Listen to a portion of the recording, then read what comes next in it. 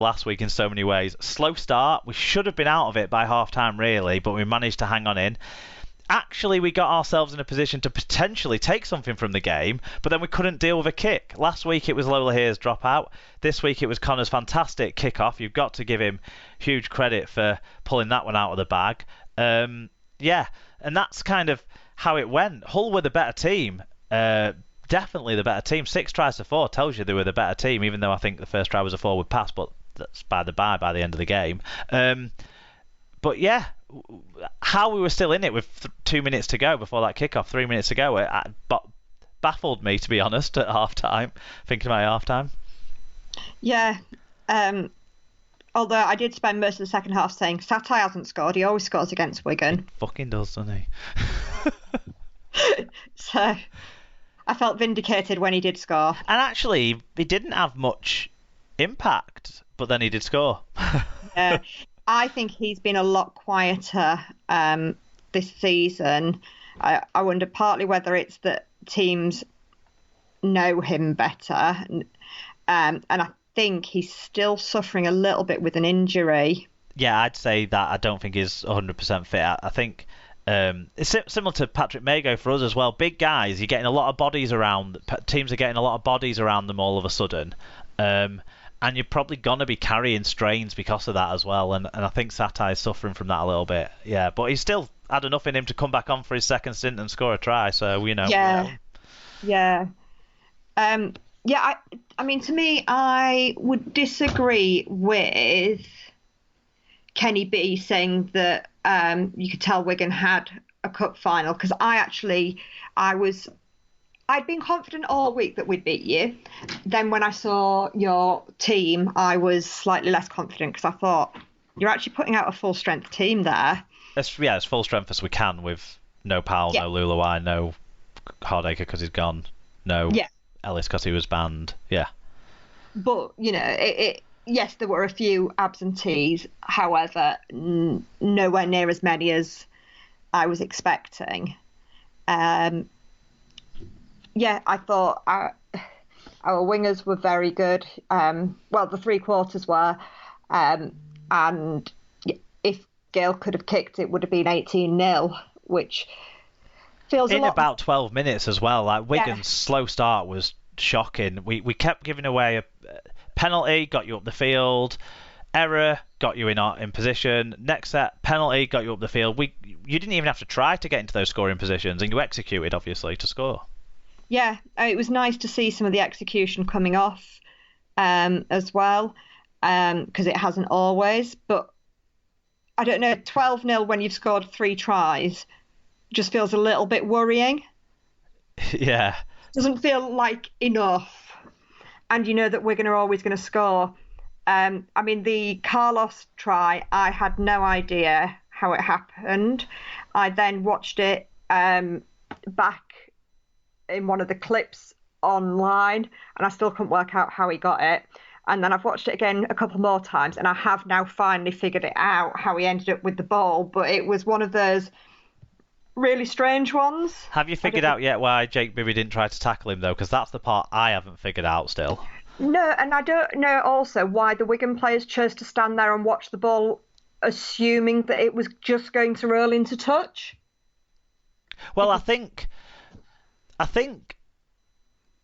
that point, you're sort of hedging your bets, aren't you, by letting the ball bounce? And kind of the whole thing was unexpected. So if anyone hasn't seen the highlight, it was a kick went up. It was batted back by, I think, Griffin. It was batted back by McIntosh and then by Griffin. Right, okay, yeah. And then ended up the floor, rolling towards touch, didn't it? And Wigan had 3 defenders in the area. Speed. No.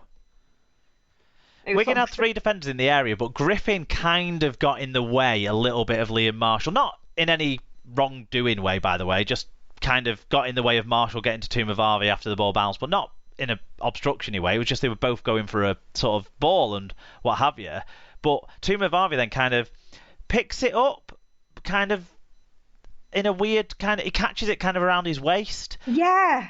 kind of almost like he slips it into his shorts or something, because Wigan don't see that he's got it. And Jake Bibby stood there the whole time watching the whole thing from a yard away and doesn't make any play at the ball, like you say, but also doesn't make any play at Tumavarvi.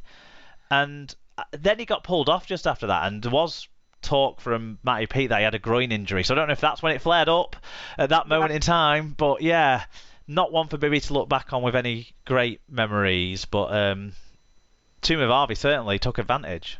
Yeah. You're right. We were sat there like, what's happened here? And actually, I've written down here, Sarah, Wigan at times, and we didn't, this isn't true, but it felt like, as a fan, we didn't want to win the game at times, because every time we seemed to get ourselves back into it, we got to 12-6, then we gave up another penalty, and there was the Reynolds try. Then we got to 18-all, and you thought, hold on a minute, we're in the ascendancy. But well, yeah, I was thinking, can we score again? You know, it feels like we've stopped scoring now. Yeah, and then we let that Tumavarvi try happen, which, to be honest, came out of nothing and came out of the blue. And certainly Hull were not... That was the one period in the game, really, other than the last 10 minutes, where Hull weren't in the ascendancy. So I don't know what happened there. And then we got it back to 25-22. Should have had all the momentum. It felt like we had all the momentum. We were getting up the field quickly for that try as well, that Farrell try. And then Connor, great play admittedly, but we didn't deal with the kickoff. It felt like we didn't want to win. Yeah. But you guys were better. I'm not taking that away. Yeah, and just the Tumavarvi one as well. Because of where we sit, it all happened right behind like where the players were who were batting the ball back. So yeah, the kick goes up, it gets batted down, we can't see a thing. The next thing we see is Tumavarvi crossing the line with the ball in his hand. Yeah. So, yeah, it really was a pop out of nowhere. Connor got a bit of talk. I think you got to credit him for 5 try assists. The last one was just a pass from dummy half, wasn't it? For Satai's typical try against Wigan, but still a good pass. Like I say, I think there was the first try was forward, but still a fast cut-out ball. Then a nice sort of loopy cut-out ball for the next one. You know, some good play by him. Yeah, I mean, the setup to McIntosh's try I thought was nice. You know, Liggy Sow making some good yards. I was screaming at him just to straighten up, because from where we were sitting, it looked like he was a lot closer to the try line than he actually was. But, you know, and then he gave the nice ball to Connor, which allowed Connor to pass it out for McIntosh to score. Yeah. And, you know, so Connor is a threat. He's got a lot of try assists already this year, and he got 5 in this game. That is fantastic. I'm not taking anything away from that. But I want to just ask Hull fans to have a little bit of a think about why Jake Connor isn't in England squad. It's not because he can create tries, okay? It's because watch the Bevan French try. Go back, watch the Bevan French. If that try had been scored at your end, in front of your fans, none of you would have been talking about his try assist. You all would have been talking about what a lazy fucking bastard, not trying to prevent the guy from going in under the sticks. He could have made French score right out wide, and he didn't even try. No, we did all say that. Like, why is he not? Yeah, and that's why he's not an England player. Not because of how fantastic he is with the ball, not because of that amazing kickoff, not because he played a lot of what he did this game made your team win the game, but that's not why he's not in the England squad. It's that Bevan French try. And the fact that he can't keep his mouth shut. Well, maybe. We were last week. I mentioned to Mark off air. We were at the Hull FC quiz, and we had a player on our table. We got chatting to him about various things, and one of the things we were chatting about was refereeing and playing and all the rest of it. And he'd said something about sometimes it feels like referees are just against you. And he did say, and especially when you've got Jake on your team and he can't keep his mouth shut.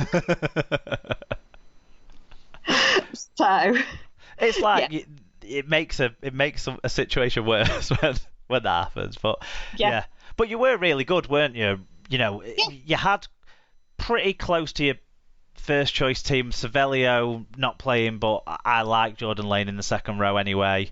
And Brad flash out, but I don't think that hurt you at all, because Taylor's coming into form as his fitness grows, and Jack Brown's been better than Brad Fash anyway.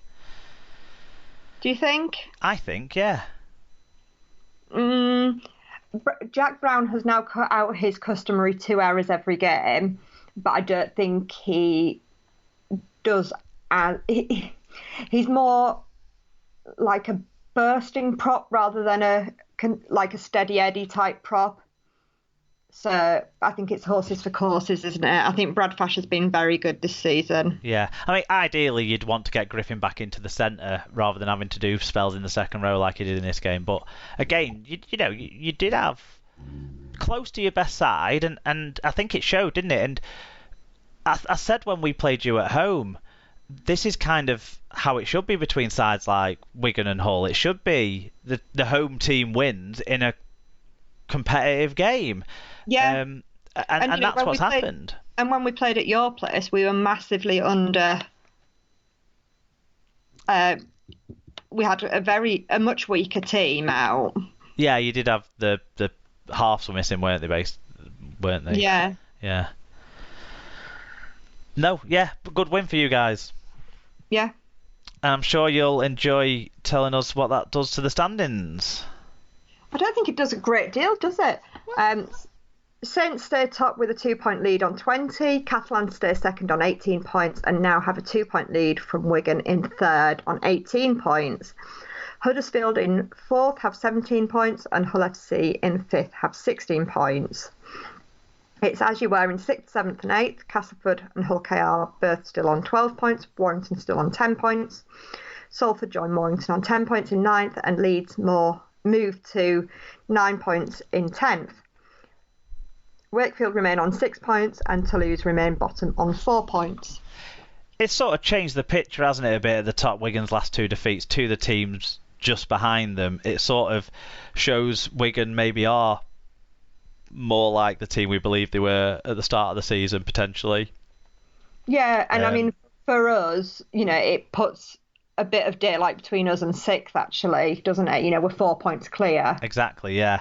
Yeah, and those sides seem to all be scrapping. Yeah. At this stage, yeah. And I suppose we're looking now at the 2 teams at the bottom. I know that Leeds and Salford and Warrington aren't miles away from that, just 3 and 4 points ahead, but it kind of feels like those 2 teams, Wakefield and Toulouse, as it's shaping out, as we're kind of halfway through the regular season, basically.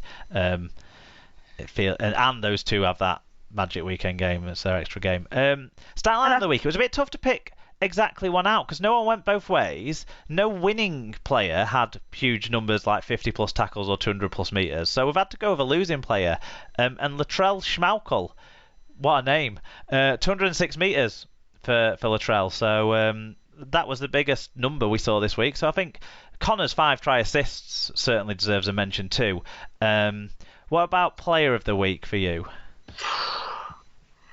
I think Mark Sneed. I think his contributions to that Salford game were immense. And like I mentioned about the 2040 at that time. Yeah, I think that's fair. Despite what I said about him definitely not being an England player with some of his attitude and efforts in defence, I'm going to go Connor because I think 5 try assists is massive, but even more so, that kickoff changed the swing of that game. So it was between Connor and Makinson for me because they had 2 plays that, when watching, those plays won their games for their teams, I think. Yeah. So yeah. One thing, sorry, I forgot to mention when we were talking about Luke Gale. Of course. What an idiot. Like, just generally, what an idiot. But not only does he give that penalty away and the sin binning, it was maybe a couple of sets before that, we had you pinned right on our line. We make 4 solid, great tackles, keeping you in, to the point where I was starting to worry about who you had that could kick a 20-40.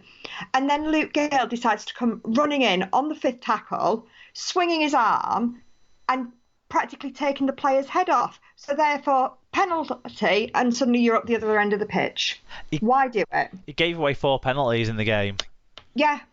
Which was, I think, half of your penalties, maybe even more than half. So, yeah culpable massively. Wigan did pick him out. Like I said, John Bateman had a good game and he was directly up against him. Actually, if we're still covering off points that we forgot to talk about, someone mentioned about Wigan not trying to get any injuries or bans. The injuries aspect, I think, to an